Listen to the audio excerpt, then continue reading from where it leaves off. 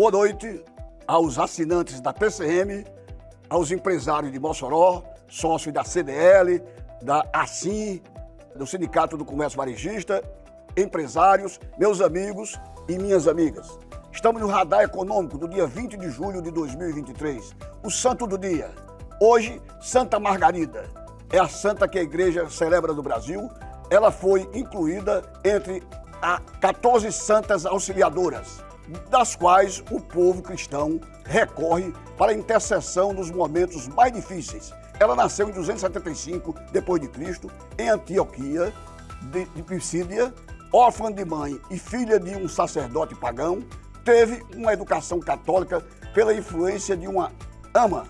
Embora dedicada de espírito, não participava dos cultos pagãos em segredo.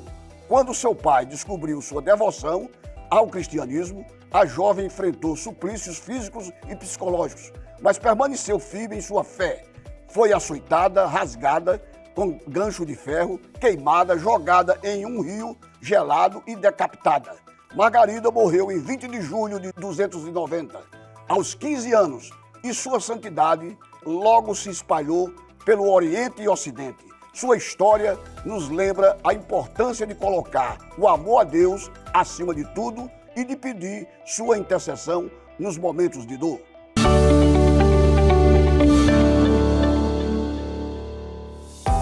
A notícia de economia da semana. Pesquisa do Instituto AFER diz que mapeia o perfil da preferência do consumidor brasileiro para o e-commerce, que é o comércio via digital. Você compra pelo computador, pelo telefone e recebe em casa.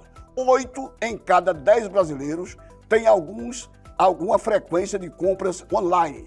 Quase metade, 49%, realiza até uma compra por mês. Os dados são da mais recente levantamento feito pelo Instituto AFER, em parceria com a Escola de Negócios, e fazem parte de uma iniciativa para mapear, educar sobre a tecnologia do mercado brasileiro. O estudo abordou o perfil da preferência do consumidor de todas as regiões do Brasil em sites de lojas brasileiras e lojas de produtos da China.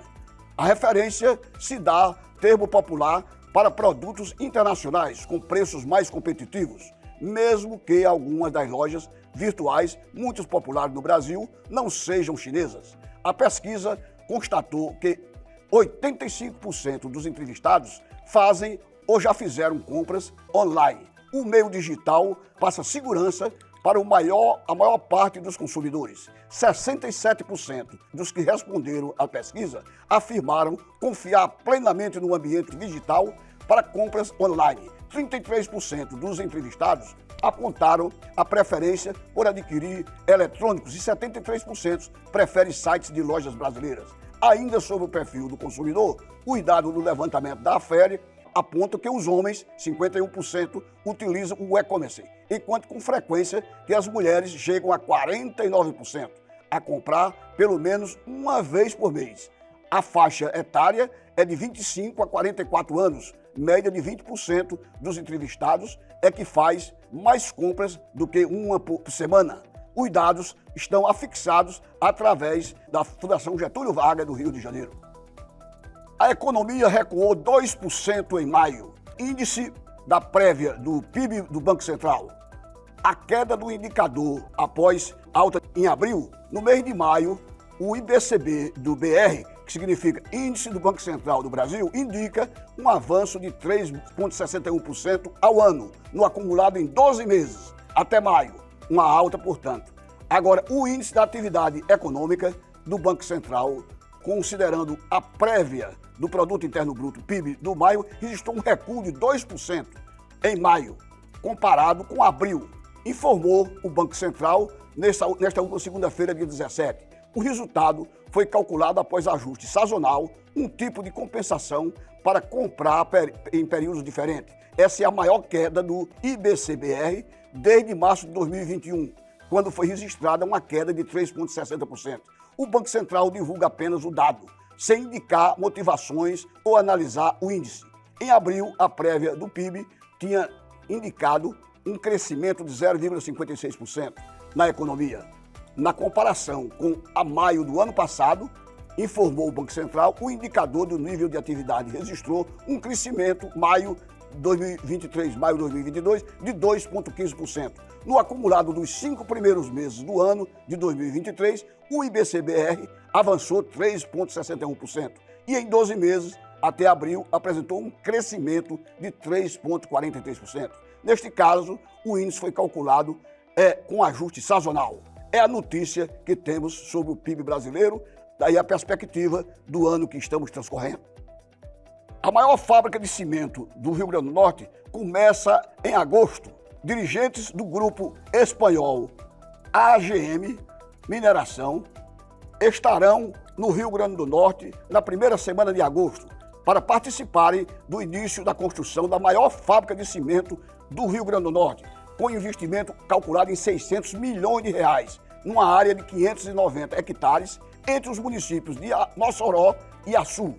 Além das obras de construção, a maquinaria já está comprada, sendo produzida na China e na Espanha. O projeto já foi aprovado pelo principal instrumento de incentivo fiscal do governo do estado, o PROED.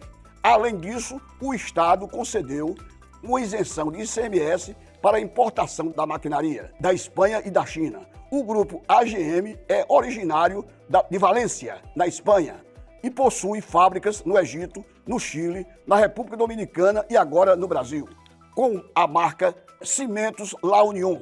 Então, é uma boa notícia para o Rio Grande do Norte e o governo do estado tem o mérito que deve ser creditado à governadora Fátima Bezerra, que junto ao governo federal tem evitado esforços no sentido não só dessa benfeitoria, mas também de outras em favor do nosso estado. Ela fala agora que teve uma audiência com o ministro dos Transportes, onde ficou decidido a duplicação da BR-304 de Natal para até Mossoró. Um sonho acalentado há tantas décadas por moçoroenses, por natalenses, por rio-grandenses do Norte, mas que desejamos que se concretize. Você que é assinante e telespectador da TCM, sabe muito bem que a reta Tabajara entre Parnamirim e Macaíba se alastra por 10 anos, 15 quilômetros e até agora não foi concluída.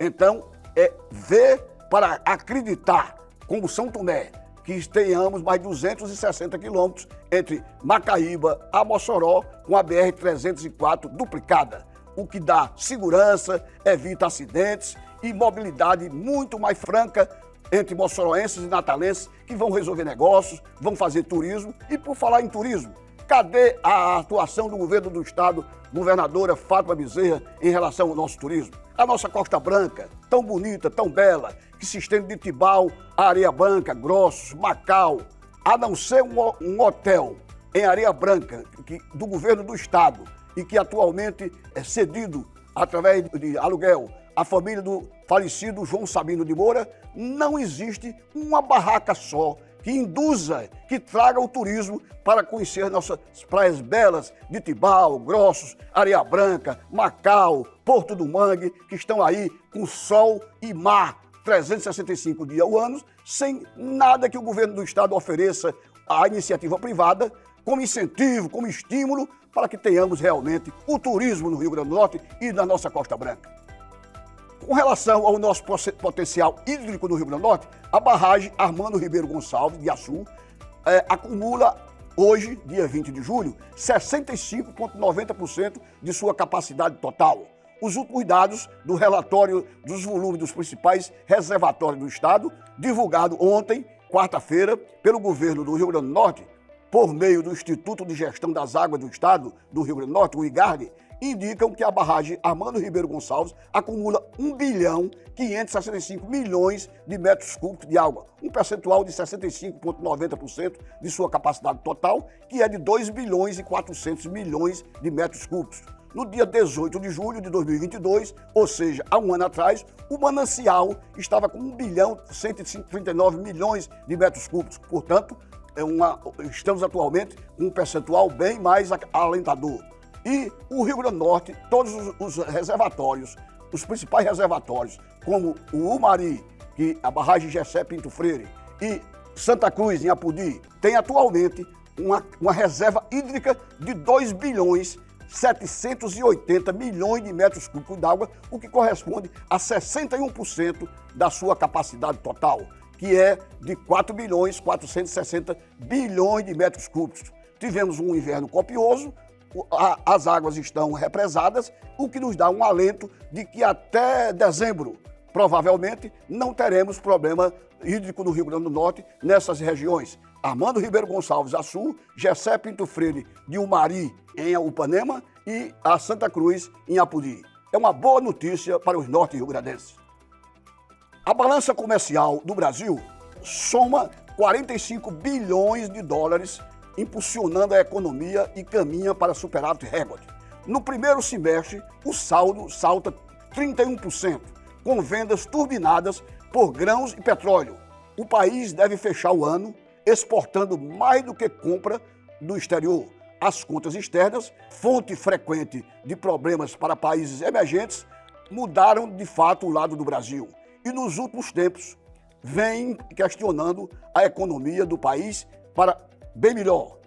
Com a pujança do agronegócio e a produção do petróleo nas reservas do pré-sal, que vão do Espírito Santo até Santa Catarina e atualmente estão sendo exploradas do Espírito Santo até a costa de São Paulo, a balança comercial brasileira teve um saldo de 45 bilhões de dólares na primeira metade deste ano, ou seja, até 30 de junho de 2023, um salto de 31% ante igual período em 2022. O Boletim Focus do Banco Central do Brasil, que capta as projeções e analisa o mercado financeiro, começou este mês projetando 64 bilhões de dólares de superávit comercial em 2023. Anteontem, a previsão subiu para 66 bilhões de dólares. Se isso se confirmar, será o terceiro ano seguido de superávit recorde, com o país exportando muito mais do que compra no exterior. Nos últimos anos,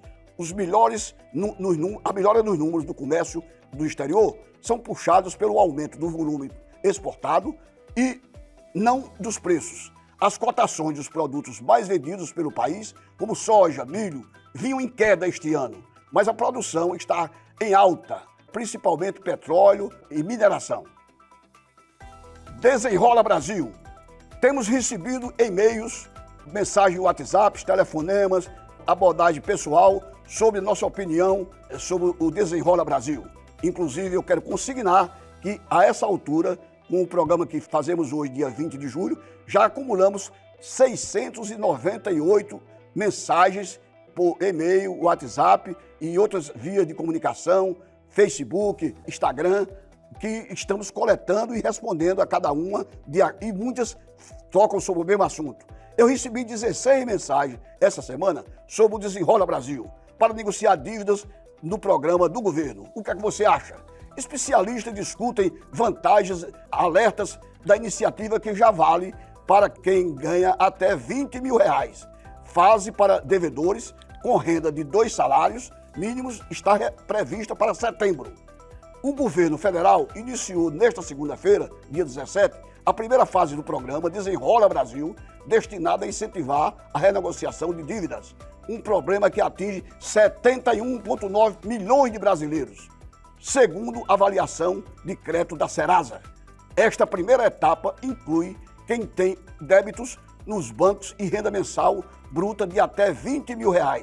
Cada banco decide se quer ou não participar. Em setembro, o governo promete lançar a segunda e mais importante fase do programa, destinada a quem tem renda até 2 salários mínimos, R$ 2.640, ou esteja inscrito no CadÚnico, que é o Cadastro Único de quem recebe Bolsa Família, e outros programas sociais do governo federal. O objetivo do Desenrola Brasil, segundo o governo, é que brasileiros endividados limpem os seus nomes e deixem de ter o CPF negativado. Com o nome de Livre o CPF, é possível voltar a comprar a prazo, pedir empréstimos, abrir crediário e fazer novo controle de aluguel, por exemplo.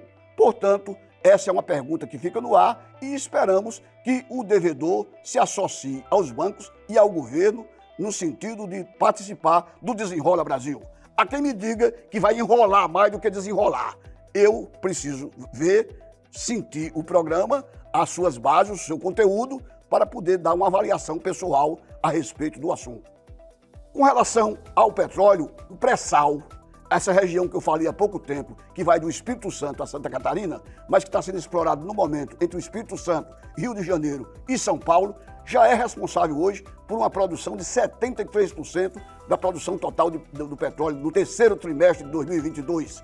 A companhia mantém sólida performance operacional. Produção média foi de 2.740.000 barris de óleo ou equivalente por dia. E fator de utilização de refinaria ficou em torno de 88%. A Petrobras manteve uma sólida performance operacional no terceiro trimestre de 2022, com uma produção média de óleo, LGN e gás natural da Petrobras entre 2.800.000 a 2.900.000 de barris de óleo equivalente por dia. Isso é uma linha que o Brasil precisa aumentar. Se 73% do nosso petróleo que nós produzimos estão no pré-sal, o Brasil, que precisa de 3.800.000 barris dia para mover sua frota rodoviária, aeroviária, de navegação, enfim, 3.800.000 barris dia é o que nós precisamos para um fator de utilização total das nossas necessidades, da nossa demanda. E o refino no Brasil já chega a 88%. O que são notícias plenamente favoráveis para a nossa economia. Os dados eu colhi junto à Petrobras, a própria diretoria da Petrobras, através de uma conferência online.